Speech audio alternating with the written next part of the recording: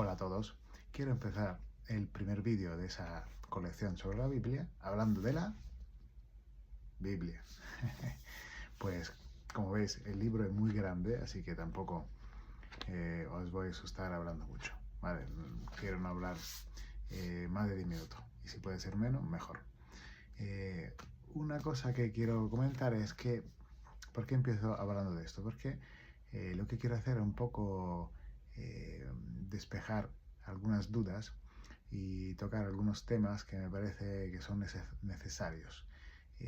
Su YouTube, por ejemplo, hay muchos temas que tienen que ver con la fe y a veces con la fe mal entendida.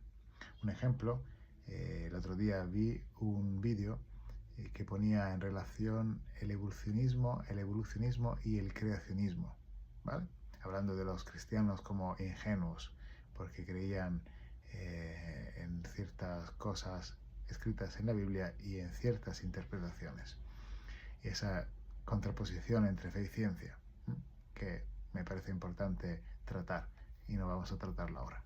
Y también algunos padres de vez en cuando me han ido comentando algunas dificultades que han tenido con sus hijos, sobre todo en primaria, pero también en secundaria, que me llegan, que yo soy profe de secundaria, de religión, y me llegan a secundaria pensando algunas cosas sobre lo que luego vamos trabajando. Bueno, pero volviendo a los padres, me decían que llegaba el profe de ciencia y les explicaba una cosa, luego en materia de fe habían aprendido otra, así que es importante para mí tratar estas cosas que espero que para vosotros sean claras, pero bueno, y si no, la despejamos ahora.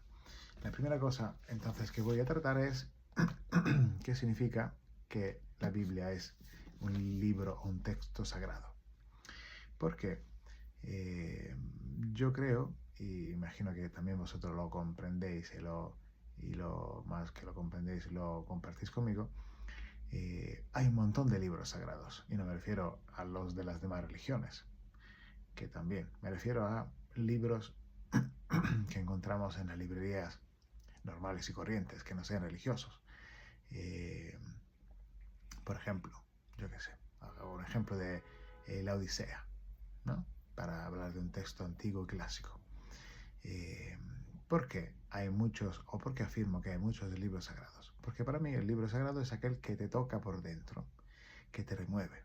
Tú lo lees y dices, pues aparte de aquí, me ha llamado mucho la atención, me ha hecho reflexionar, me ha hecho entender,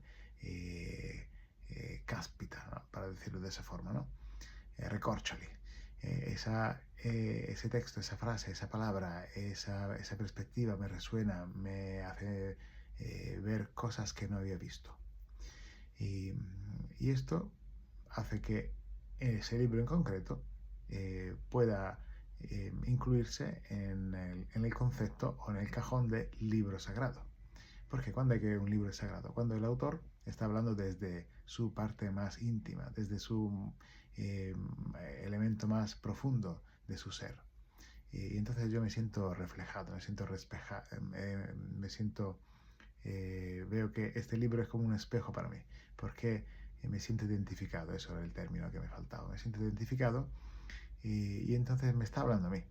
Dios en este momento, para nosotros creyentes, Dios me está hablando a mí en este momento, aunque ese no sea un libro religioso, por ejemplo. Pero claro, esto es un libro sagrado para mí.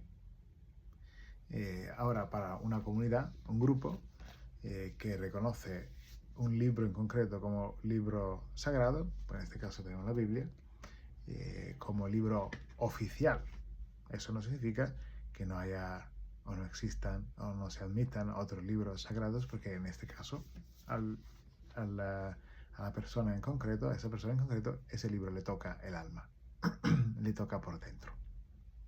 Eso es. Bueno, entendido qué significa libro sagrado, vamos a entender qué significa que la Biblia es palabra de Dios. Porque si hablamos de sagrado significa que este libro expresa algo de divino, ¿no? Tiene ese elemento divino entre sus palabras, entre sus letras. En concreto, la reconocemos en la Biblia, pero sabemos que, bueno, que Dios no escribe, ¿no? ¿Qué significa entonces que la Biblia es palabra de Dios? Significa que así como cuando yo escribo un libro y saco de dentro de mí esa parte más creativa mía, que al fin y al cabo es lo que me hace también semejante a Dios, que hace que nos crea su imagen y semejanza, y una característica de Dios es que Él es creador, entonces esa característica de la creatividad se transmite también a nosotros. Entonces, ese elemento divino que está dentro de cada uno de nosotros, pues se refleja en esos autores sagrados que se llaman geógrafos, que no simplemente escribían sus ideas y sus pensamientos, sino que conectándose con su parte más íntima, más profunda, pues estaban hablando de Dios, y Dios hablaba a través de ellos. Por eso decimos que es palabra de Dios en palabras humanas. ¿Por qué? Dios no me habla directamente, sino que me habla a través de las personas, a través de los eventos, a través de las experiencias, a través de la naturaleza. Todas son idiomas, canales, vías con las que Dios me habla. ¿Eso qué significa? Que todas estas vías obviamente no son perfectas, porque no me muestran Dios tal como es, que para nosotros Dios es infinito, no se puede reducir,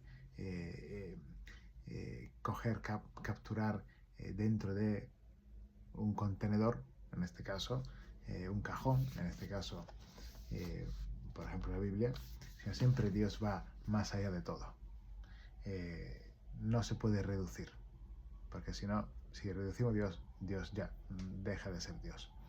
Y entonces, cuando lo hace a través de nosotros, o en este caso de la Biblia, pues lo hace siempre de forma imperfecta. ¿Por qué? Porque nosotros somos imperfectos, en cuanto somos criaturas, no somos divinos. Y entonces Dios se muestra a través de nosotros, pero a través de nuestras categorías, que siempre son categorías limitadas en el tiempo y en el espacio. De allí que cuando nos acercamos a la Biblia, hay que entender la Biblia en su contexto. Y el hombre que está escribiendo ese texto de la Biblia es un hombre de su época. Y no puede pensar como un hombre del 2000, 2025 o 26, en qué año estéis viendo este vídeo. No puede pensar como un hombre del 800. Y el hombre del 1800 pensará cómo se pensaba en su época. No puede pensar como se piensa en el siglo XXI o como se pensaba en el siglo III. ¿Vale? ¿Eso qué significa? O eso que nos hace entender que Dios nos habla, pero siempre a través de nuestras categorías humanas, que son delimitadas y limitadas en el tiempo y en el espacio. Por eso, acercarse a la Biblia significa que no podemos entenderla a nivel literal. Hay que comprenderla, hay que estudiar, hay que comprender el contexto, dónde está ese libro, por ejemplo, en concreto, porque la Biblia está hecha de varios libros, 73. Entonces, ¿dónde se enmarca ese libro en concreto dentro de los demás libros? ¿En qué época? ¿Quién era el autor? ¿A quién estaba hablando? Todos estos elementos no son superficiales, sino que nos echan una mano, nos ayudan a comprender un libro en concreto de los 73, o en general la Biblia como conjunto de libros y conjunto de autores que se han ido escribiendo a lo largo de muchos siglos. Bien, todo esto para comprender que la Biblia es un libro muy complejo, que no se puede abrir así simplemente y yo lo leo, aquí yo lo leo, y simplemente por lo que veo lo entiendo, porque habrá muchas cosas que no entenderé y que me rechinarán, porque me sonarán un poco a complicado o a vengativo, a violento.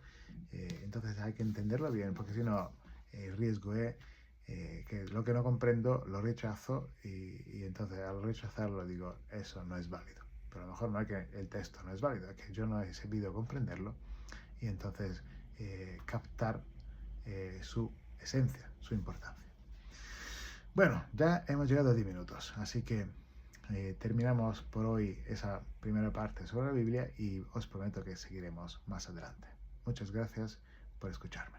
Hasta pronto. Un beso.